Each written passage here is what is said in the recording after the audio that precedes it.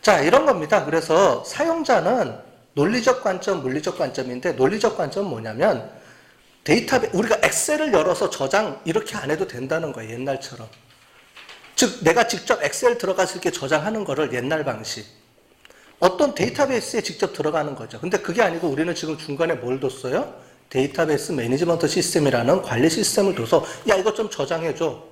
내 옛날에 저장해놓은 거 좀 갖다 줘. 이렇게 명령만 내리면 돼요. 그걸 우리가 DBMS라고 부르는 겁니다. 아까 전에 그림에서 본 것처럼. 그래서 두 단계로 쪼개져요. 요즘은. 그래서 DBMS가 있고 그 DBMS를 실제로 저장하는 데이터베이스가 있고 그게 독립적이고요. 사람은 데이터베이스를 컨트롤할 필요가 없다는 거예요. DBMS만 알면 되니까. 이렇게 관점이 지금 전통적으로 옛날부터 해오던 방식이라는 거예요. 데이터베이스라는 게 갑자기 뚝 떨어진 게 아니고 옛날부터 컴퓨터에 이렇게 계속 아까 전에 제일 처음에 파일 시스템으로 저장하다가 데이터베이스 매니지먼트 시스템으로 저장해갖고 지금까지 계속 오고 있고요. 아직도 많이 써요. 우리가 빅데이터라고 하지만 실제로는 이런 전통적인 DBMS가 거의 한 7, 80%가 아직 계속 쓰고 있습니다. 앞으로도 계속 쓸 거고요. 당연히. 그러니까 빅데이터라 그래서 새로운 뭔가를 쓴다는 게 아니고 전통적으로 해왔던 것들이 계속 쓰여지고 있는 거예요. 양이 많아서 그런 거지. 이제 그거를 잘 관리하는 거죠. 그러면 이렇게 한 군데다 모아놓으니까 여러 가지 장점이 있을 수가 있겠죠. 당연히 중복이 필요 없죠. 수정을 하더라도 한 군데만 수정하면 다 되죠. 이제 여러 군데 수정할 필요 없이 한 군데서 관리를 하니까 한 번만 다 수정하면은 그 데이터를 공유해서 여러 명이 같이 쓸 수 있다. 이 얘기입니다. 다 같은 내용이에요. 그래서 이런 식으로 필요할 때마다 데이터베이스에 있는 거를 내가 필요한 것만 골라다가 이렇게 같이 묶어서 쓴다는 겁니다. 자, 이런 데이터베이스 시스템 중에서 뭐가 가장 유명하냐면 관계형 데이터베이스, RDBMS, Relational Database Management System. 그래서 RDB라고 해요. RDB. RDB가 가장 많이 쓰고 거의 우리가 쓰는 모든 데이터베이스는 이 RDB예요. 오라클이든 사이베스든 MySQL이든. 자, 그러면 이렇게 Relation Database라는 게 무슨 말이냐? 그걸 한번 보도록 하겠습니다. 자, 여러분들 학생 개인정보, 전화번호라는 게 있어요. 교무처에서도 써야 되고 학생처에서도 써야 돼요. 나에 대한 정보를 양쪽에서 갖다 써야 돼요. 자, 그러면 어떻게 쓰느냐? 학생이라는 데이터베이스 안에다가 여러분들 정보를 저장해 놓고 교무처랑 이렇게 해서 빼서 써야 되는데 그러면 갖다가 써야 되잖아요. 그럼 옛날에는 처음에는 어떻게 만들어졌냐면 이렇게 계층형 그래서 누구 밑에 누구, 누구 밑에 누구, 누구 밑에 누구 이렇게 했어요. 그래서 여기 보시는 왼쪽에 있는 것처럼 물리적인 포인터라는 걸로 연결해 놓습니다. 나중에 여러분들이 그 프로그래밍 하다 보면 이 포인트 이런 것들도 배워요. 어쨌든 그런 방법으로 이렇게 연결해 냈는데 이렇게 하다 보니까 조금 불편해요. 그렇게 해서 만들어진 게 뭐냐면 관계형 모델이라는 거예요. 관계형 모델. 보시는 것처럼 이렇게 엑셀처럼 이렇게 딱딱딱 관리를 하면 됩니다. 이제 연결 포인트가 없어요. 선이 없어졌죠, 전부 다? 자, 그럼 얘를 어떻게 관리하느냐? 이제부터 중요하죠. 자, 교무처에서 여러분들 관련된 게 있어요. 그러면 뭘 갖고 여러분들을 검색하면 될까요? 여러분들 고유번호, 학교에서. 학번, 그렇죠. 교무처에서는 여러분들 데이터베이스, 학생에 대한 데이터베이스에서 뭘 갖고 검색하냐면 여러분들 학번을 콜하면 그 학번에 따라서 이름, 주민등록 이름, 그 다음에 뭐 생년월일, 전화번호 줄줄이 딸려 나와요. 그죠? 뭐냐면 여러분들은 전부 다 학번이라는 거를 다 갖고 있기 때문에. 자, 그래서 이런 코드 이렇게 데이터베이스에 저장이 돼 있으면 이 데이터베이스를 키라는 게 있어요. 키라는 게 우리가 알고 있는 번호예요. 4번. 또는 교과목이면 어떻게 돼 있어요? 교과목 코드. 교수면 교수 코드. 왜냐면 이름은 중복될 수 있잖아요. 그죠? 이상철이라는 사람이 여러 명 있을 수 있죠? 우리 학교는 물론 저 혼자지만 같이 동명이인들이 많이 있잖아요. 그래서 그런 사람들을 관리하려면 이름 가지고 관리해주기는 어렵기 때문에 코드를 갖고 하는 겁니다. 네, 그죠? 우리나라는 뭘 갖고 관리해요? 주민등록번호. 모든 개인은 주민등록번호가 동시에 없죠. 하나만 존재하죠. 그런 것처럼 관리를 해주는 거예요. 그런 키를 가지고 각각의 키를 가지고 이렇게 관리해 주는데 이렇게 관리를 해줍니다.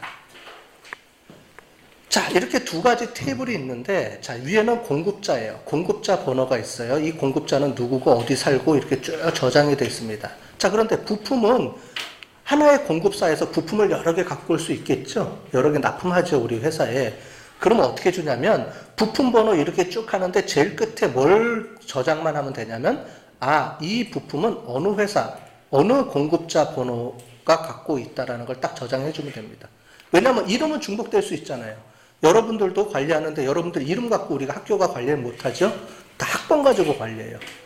그러면 교무처에서도 여러분들 성적 다 쓴 다음에 제일 끝에다가 아 이거는 누구 성적? 아 학번 딱 집어넣으면 만약에 그 학생의 전화번호를 알고 싶어요. 그러면 그 학번을 딱 치면 가서 학번에 관련된 여러 가지 정보들을 내가 끄집어 갖고 올 수 있죠. 즉 관련된 데이터, 관련된 정보는 테이블로 따로따로 저장을 해놓고 뭐예요? 키를 하나씩 다 갖다 주는 거예요.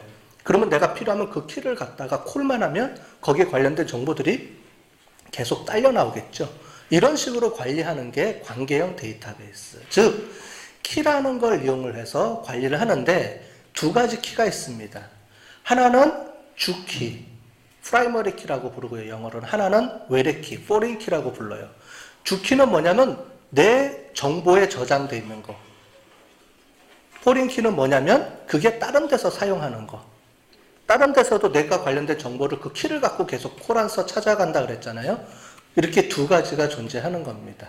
그래서 이렇게 키를 갖고 서로 간에 어떤 관계가 있는지를 관리하는 게 관계형 데이터베이스라는 거예요. 우리가 쓰는 모든 데이터베이스는 다 이 관계형 데이터베이스입니다. 그래서 테이블 뭐 똑같아요. 용어는. 테이블 있죠? 전체 묶어져 있는 거. 그 다음에 행, 필드. 근데 여기서 중요한 거는 두 개가 있어요. 키, 프라이머리 키하고 포린 키 이 두 가지가 여기서 핵심입니다. 그래서 관계형 데이터베이스는 테이블하고 테이블 간에 서로 연결된 걸 이렇게 갖고 가서 콜해서 불러서 쓸 때 뭘 갖고 쓰느냐? 그게 핵심인데 그게 키라는 걸 갖고 쓴다. 자, 학번. 자, 1908 갖고 와. 그 학생의 전화번호 갖고 와. 그 학생의 주소 좀 갖다 줘. 이렇게 얘기를 하는 거죠. 누구한테요? DBMS한테. DBMS한테 계속 콜을 하는 거예요. 그럼 DBMS가 찾아서 계속 갖다 주는 거예요. 그게 데이터베이스고 데이터베이스 매니지먼트 시스템이 있는 거죠. 편하죠, 이제? 자, 이게 뭐냐면 계속 옛날에는 어렵게 썼었는데 계속 거기에 관련해서 불편한 것들을 계속 수정해 갖고 오면서 계속 이제 업데이트가 돼서 온 건데 가장 많이 지금 쓰고 있는 게 지금 여기까지 온 거예요. 관계형 데이터베이스 매니지먼트 시스템. 그래서 정형화된 데이터를 다루는 데 있어서는 이것만큼 좋은 게 없어요. 아직도 써요. 지금 몇십 년 개발된 지 몇십 년이 지났는데도 아직도 관계형 데이터베이스, RDBMS는 전 세계의 7, 80%가 이걸 쓰는 거예요, 다. 이거는 변함이 없을 거예요. 앞으로도 우리가 빅데이터를 하더라도 이 시스템은 계속 쓸 거예요.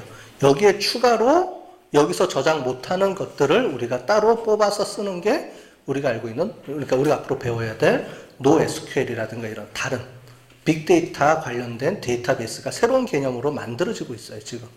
그건 이제 뒤에서 배울 겁니다. 다음 주부터 여러 가지 내용들을 배울 거예요. 빅데이터 관련된 그 내용들 중에서. 그것 중에서 가장 대표적으로 많이 쓰는 큰 개념이 뭐냐면 NoSQL이라는 용어를 많이 쓸 겁니다. 하둡하고 이 두 가지가 빅데이터를 대표하는 어떤 하나의 개념이에요. 이런 RDBMS처럼. 그래서 정형화된 데이터는 RDBMS, 빅데이터는 NoSQL. 아마 이렇게 우리가 구분을 해서 앞으로 배우게 될 겁니다. 자, 관련된 내용들은 이렇게 붙여서 많이 씁니다. 자, 됐죠? 자, 한번 볼까요? 어떤 건지?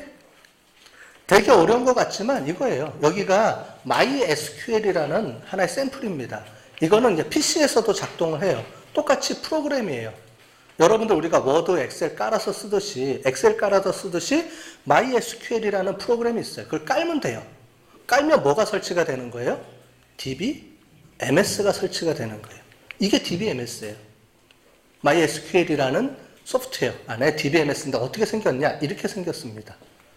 화면 보는 것처럼 이렇게 데이터베이스고요. 그 안에 이렇게 생겼어요. 뭐 별로 어려운 거 없죠? 그래서 왼쪽에 보면 이렇게 동그라미처럼 생긴 게 있는데 이게 데이터베이스의 표현을 그림으로 표현하는 겁니다. 크게 총 몇 개의 데이터베이스가 있다고 본 거예요? 하나, 두 개, 세 개. 데이터베이스 안에는 뭐가 있다 그랬죠? 아까 전에 여러 개의 테이블이 있다 그랬죠? 그 테이블이 여기 있는 거예요. 테이블 돼 있죠? 자, 그렇게 해서 좀 구체적으로 보면 이렇게 돼 있어요. 크게 쪼개서 이렇게 세 개의 데이터베이스를 있는데 테이블 안에 뭐가 있느냐? 여기 보면 하나, 두 개, 세 개 이렇게 붙어 있죠, 이름이. 그죠? 여기서 컬럼은 그 필드를 얘기합니다. 이런 식으로 저장이 되어 있는데 각 테이블이 여기는 총 이제 이런 식으로 테이블들이 막 저장이 되어 있겠죠. 데이터베이스마다. 자, 실제로 어떻게 저장되어 있느냐? 이렇게 저장되어 있는 거예요. 이렇게 테이블로 저장되는데 이게 열이라 그랬죠.